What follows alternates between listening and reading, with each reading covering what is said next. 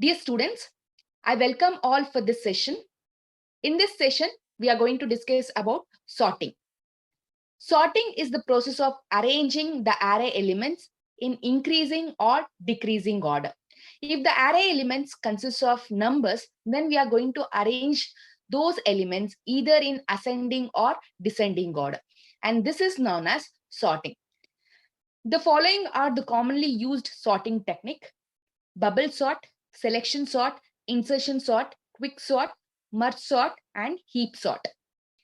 In this session, we are going to discuss about bubble sort. Bubble sort is a simple sorting technique.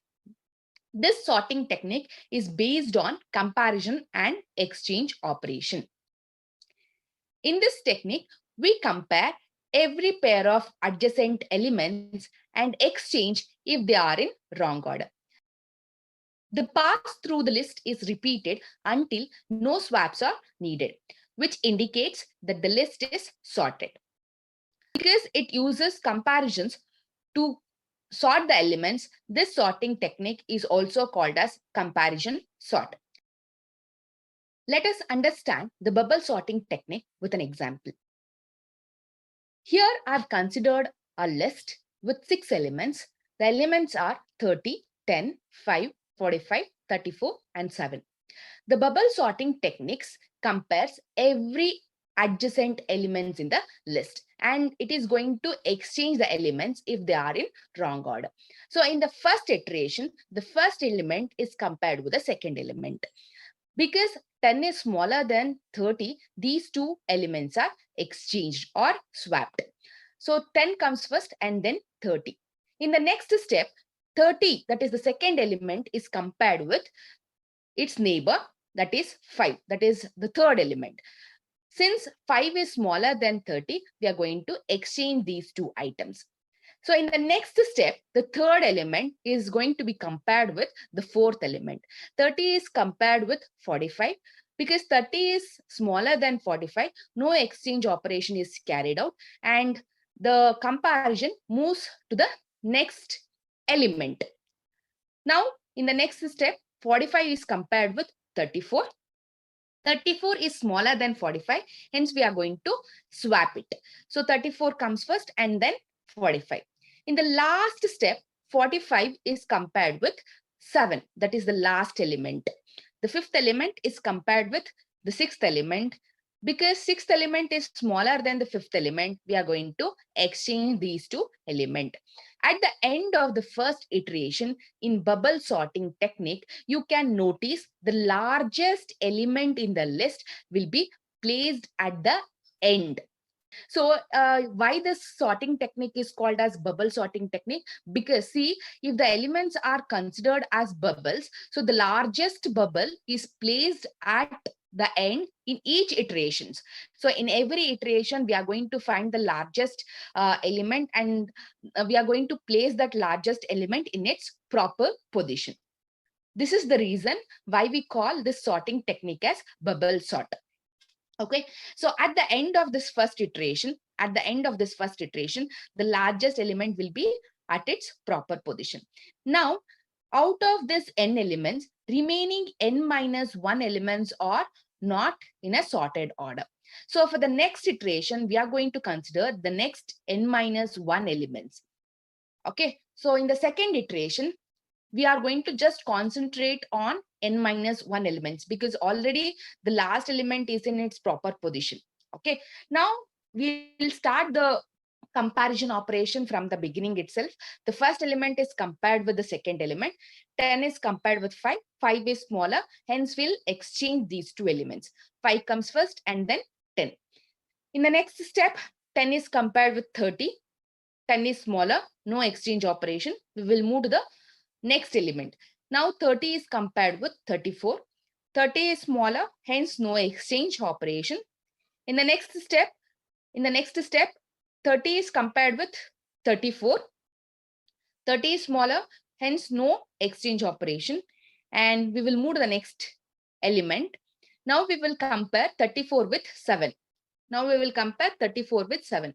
7 is smaller than 34, hence we'll exchange these two elements. Now 7 comes first and then 34. You can notice here in the second iteration, the second largest element or the second largest bubble is placed at its proper position. And now we have to concentrate on these n minus 2 elements. Okay, so this will be the input for the next iteration. So in the next iteration, we will compare the first element with the second element. 5 is smaller than 10, no exchange operation. Next, 10 is compared with 30. 10 is smaller, hence we'll move the next element. Now 30 is compared with 7. 30 is larger than 7, hence we are going to swap it.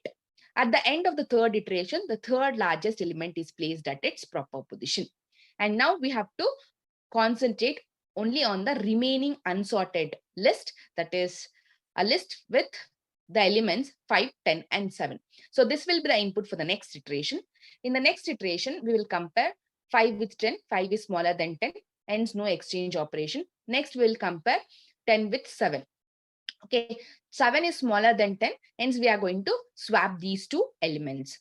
Now the list will become 5, 7, 10, 30, 34, and 45. At the end of the fourth iteration, the fourth largest element will be fixed to its proper position. Okay, and now we have to concentrate only on these two elements, 5 and 7. So this will be the input for the next iteration. In the fifth iteration, we are going to compare the fifth element, that is the first element, with the second element. So because 5 is smaller than 7, we will continue with the same list without any exchange operation. Okay, so at the end of the fifth iteration, the fifth largest element is placed at its proper position. And now the list consists of only one element. So this element you cannot compare with any other element because because only one element is left. So hence you are going to stop your comparison and exchange operation on this list. And now you can see the final list is a sorted one with the elements 5, 7, 10, 30, 34, and 45. So in bubble sorting technique, you can notice in the first iteration, because there are 6 elements, there are 5 comparison operations you have to perform to find the largest element. Okay, see here, there are 6 elements and you have performed how many comparisons? 6 comparisons to find out the largest element and to place it at the end. Okay, and in the second iteration, the list is reduced by one element and the number of comparison is also going to be reduced by 1. So in the second iteration, you are going to perform 4 comparison. Just make a count. So there will be 4 comparison operation to find the second largest element. So in every iteration, the number of comparison operation is going to be reduced by 1 step. In the third iteration, there are 3 comparison operation. In the fourth iteration, there are 2 comparison operation. And in the fifth iteration, there is only 1 comparison operation. Okay, so this you have to remember because later we are going to find out the performance analysis of this sorting technique, and for that this is very useful. So in every iteration, how many comparisons we have performed, it depends on the value of n, that is the number of elements in the list. Here in this example, I have considered an element with I have considered an array. Here in this example, I have considered an array with 6 elements. Hence, in the first iteration, there are 5 comparisons. In the second iteration, there are 4 comparisons. In the third iteration, there are 3 comparisons. And in the fourth iteration, 2 comparisons we have performed. And in the fifth iteration, only 1 comparison. Okay, this is about the bubble sorting technique. I hope all of you have understood this technique. It is very simple. You have to just compare the adjacent elements and you're going to swap it if they are in wrong order. Okay, and now we will discuss the algorithm for bubble sort. What is the input for this sorting technique? It is a one-dimensional array, which is an unsorted one. Okay, and the output of this algorithm is a sorted list. So this algorithm is going to produce a sorted elements in the one-dimensional array. Let us look into the methodology. So what we did is, in this bubble sorting technique, we have compared the jth element with its neighbor. So the neighbor element is present at j plus 1th position. So we have compared jth element with j plus 1th element. And if the jth element is greater than j plus 1th element, then we are going to perform swapping. So how we are going to swap these two elements? We are going to use a temporary variable called temp. Okay, so in this temporary variable, we are going to store the first element, that is a of jth element. And then to this a of jth position, we are going to write the content of a of j plus 1th memory location. Okay, and now to this a of j plus 1th position, we are going to write the content of the temporary variable. So the temporary variable contains the value of a of jth location, and that value will be now, it is written into a of j plus 1th position. This is how we perform a swapping operation using a temporary variable. And we are going to repeat the number of iterations until the list becomes a sorted one, in the sense the list does not require any swapping operation. Okay, so here have written a for loop statement for by declaring I variable I equals to 1 to n in steps of 1. So this outer looping statement indicates the number of iteration, how many iteration you are going to pass through if there are n elements. So if there are n elements, you are going to iterate n minus 1 times, right? N minus 1 times. Because I've started the I value from 1, the iteration will run up to n. Okay. And in the second for loop, have used a variable j. Initially, this variable j is initialized to 0. And this looping statement is used for comparison and exchange operation. And you can notice here, this j for loop will run up to n minus 1. So in the first iteration, this j for loop runs up to n minus 1. High value is 1 initially. So initially this j for loop will run up to n minus 1. And in the next iteration, because in the first iteration we have fixed the largest element at the last position, in the next iteration you are going to concentrate only on n minus 2 element, right? So in the next iteration, high value becomes 2, and j looping variable runs from 0. That is, from the beginning itself you are going to compare. So from 0 to n minus 2. Okay, and in every iteration, the number of comparisons that you are going to perform will be reduced by 1.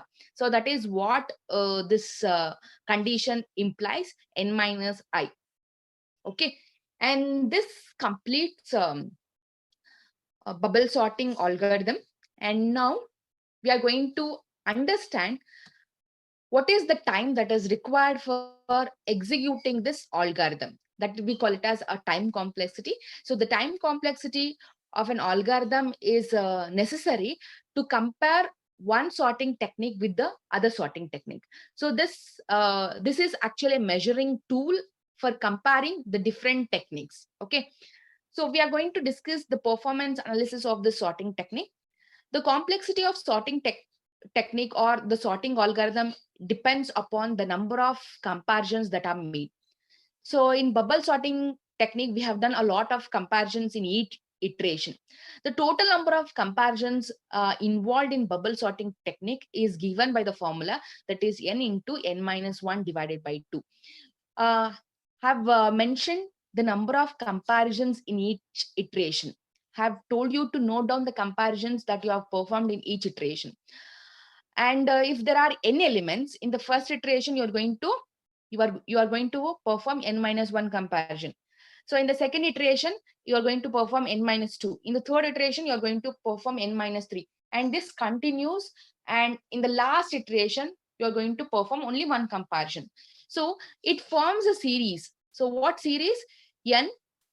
n minus 1 plus n minus 2 plus n minus 3 up to n. That means it is, if you write that series in a reverse order, it forms 1 plus 2 plus 3 dash dash dash up to n minus 1. Okay, so this forms a series, an arithmetic series, and the sum of the elements are nothing but sum of natural numbers. Okay, so for sum of natural numbers, this to find the sum of natural number, this is the formula we use it in mathematics. So that is n into n minus 1 divided by 2.